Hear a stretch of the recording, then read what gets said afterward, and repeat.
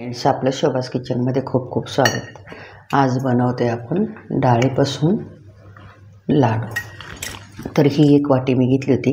ही 200 gram मूग डाळ भरली आणि एवढीच 170 ग्रॅम मी किंवा 200 ग्रॅम तुम्ही साखर घेऊ शकता. आता ही मी वाटून घेते. ही आता डाळ आपण चांगली अशी बारीक वाटून घेतलेली. आता ही डाळ आपण कुकरला शिजायला ठेवू. वाटलेली डाळ हे आपण एक खाली असं छोटीशी डिश ठेवले. त्याच्यावरती आता आपण ही डाळ ठेवून घेऊ.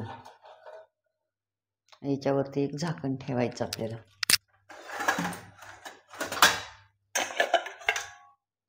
याच्यामध्ये पाणी नाही जाणार.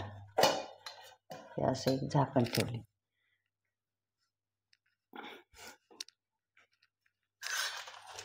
आता गॅस चालू केलाय. आपण 3 ते 4 शिट्ट्या याच्या करून घेऊ. आपण जास्त शिट्ट्या झाल्या तरी काही प्रॉब्लेम नाही. 4-5 झाल्या तरी आता शिट्ट्या घेऊ करून. हे आता आपला कुकर थंड झालाय. आता आपण काढून घेऊया आणि हे उकडलेली डाळीचं वाटलेलं आपण आता हे थंड करायला ठेवू. हे पहा, असं एकदम घट्ट झाले दगडासारखं, कडकच्या कडक. तर आता हे आपण याला काढून घ्यायचे.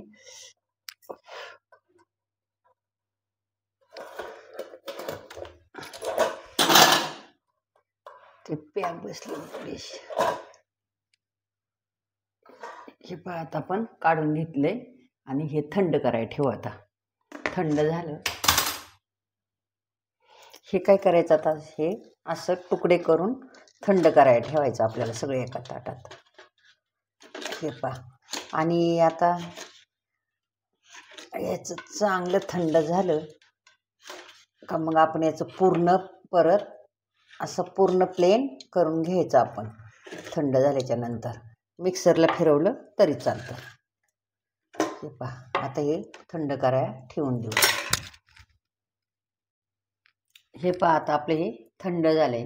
तर आपण काय करायचं, हे बघा, हे याचा असा पूर्ण असा बारीक चुरा होतो. आता हे मी मिक्सरला वाटून घेते. म्हणजे सगळं पूर्ण बारीक होईल. हे असं मोठ्याच भांड्यात आपण वाटून घेतले आणि हे बघा कसं असं दाणेदार छान असं झाले. आता तर आता हे आपण भाजून घेऊया आणि कढई मी तापायला ठेवते. हे पहा, आता आपण तूप टाकून घेतले आणि हे वितळलं का त्याच्यात आपण लाडूचं साहित्य टाकू. आता तूप तापले का आपण बघूया. हां, तूप तापले बघा. आता आपण याच्यात हे मिश्रण वाटलेलं टाकून घेऊ. हे पहा, आणि आता चांगलं मंद गॅसवरती आपण याला भाजून घेऊ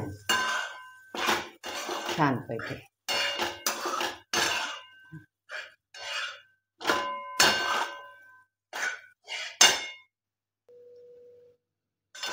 हे पहा, आता कलर पण कसा छान झालाय.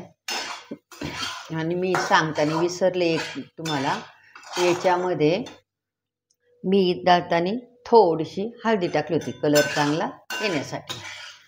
तर ते डाळ वाटतानाच मी याच्यात हळद टाकली होती. उकडून घेतल्याच्या नंतर आपण हळद का टाकली तर मला आहे ना कलर टाकायला आवडत नाही आणि शरीरासाठी काही कलर एवढे चांगले नसतात.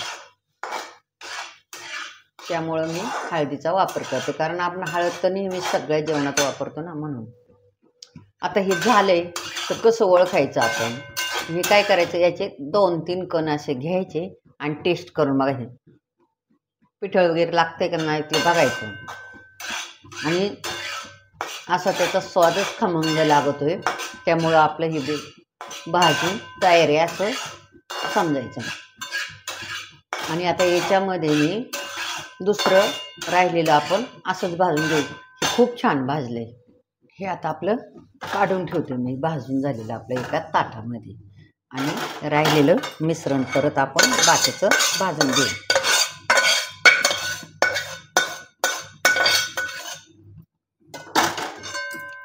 हे पहा आता आपण दुसरं थोडं राहिलेलं मिश्रण पण आपण भाजून घेऊ. आणि बघा आता हे माझं मिश्रण छानपैकी आता भाजून होतंय. दुसरं पण हे पहा.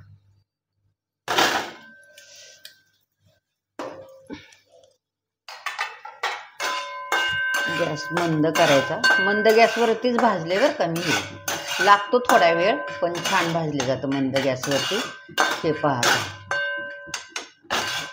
हे. आणि हे तुम्हाला दाखवते मी. याचं टेक्स्चर बघा कसं असं दाणेदार झाले. बघितलं मस्त छानपैकी झाले की नाही. हाताला जाणवते असं ते. आणि आता याच्यात मी गरम असतानाच थोडीशी पिठी थोडीशी, कारण ओला येण्यापेक्षा थोडीशीच पिठी साखर टाकून घेणार याच्यात. ही मी मिक्सरवरतीच साखर आपली भाजून घेतलेली आहे बघा. आणि हे असं याच्यामध्ये म्हणजे वितळल थोडीशी साखर आणि लाडू बांधायला बरं पडन. हे पहा. आणि मी ही डाळ 200 ग्रॅमच होती आपली, त्याच्यामध्ये मी ही मिक्स करून घेते. हे पहा गरम असतानाच याच्यात मी साखर कालवते. आणि आता तोपर्यंत हे आपण भाजून घेऊन याच्यात टाकून घेऊ.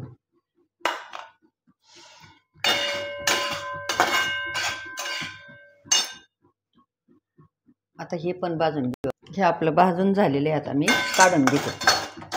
गॅस बंद केला. आता हे पहा नंतर भाजले टाकले. याच्यात साखर टाकल्यानंतर पांढरं झालं. आणि आता अजून टाकू राहिलेली साखर आपण आणि याच्यात मिक्स करून घेऊ.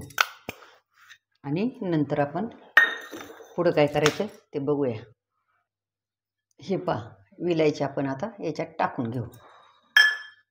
थोडंसं आपण त्याच्यामध्ये जायफळ पण टाकून घेऊ आणि मिक्स करू. याच्यात आता थोडंसं तूप घालून घ्यायचे आपल्याला लाडू वळायसाठी. हे पहा आता आपण याच्यामध्ये तूप घालून घेऊ.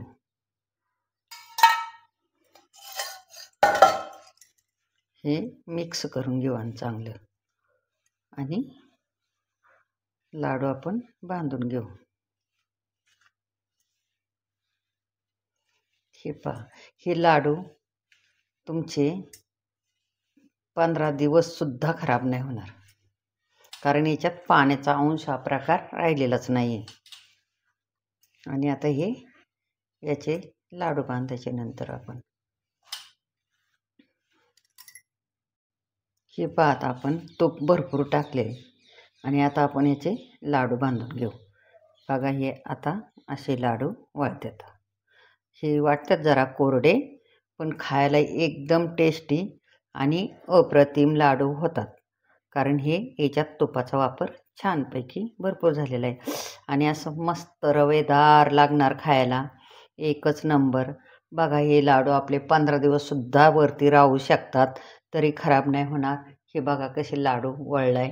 आणि मी आता असेच लाडू बांधून घेते सर्व. आता हे साधारण 400 ग्रॅम आपले लाडू झाले असतील.